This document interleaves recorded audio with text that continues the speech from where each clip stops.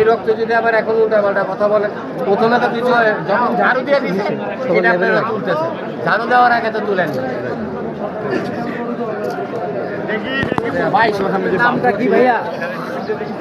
আপনি বলেন, আপনি ছিলেন আমি দিসপুরে ছিলাম, আমার দোকান এটা, আমি এখানে ছিলাম, যে বাস যখন মাল পেশা গেছি ভাই, এখানে আমার তেল পাট ছিল, তেল পাট সব পড়ছে, আমরা সব মরে যেতাম ভাই, আমার দোকানে উপরে পড়ছে, আমার সাটা সব করে ভেঙে পড়ে গেছে না। আল্লাহ পাকে আমাদের বাসা যাবেন, জানতে পারছে ভাই, মদ কি জিনিস সেটা আমার চোখকে দেখলাম ভাই। আল্লাহ পাকে মানে আমার শরীর সব ভাই, মানে আল্লাহ পাকে আমাদের দোকানে মৃত্যুজনক কাজ করে, আমার দোকানে লোক বাচ্চা জন্য আহত হয়েছে এই, আর কিছু মানুষ রাস্তার মধ্যে আহত হয়েছে, আপনার রিস্কে উঠে দিলাম।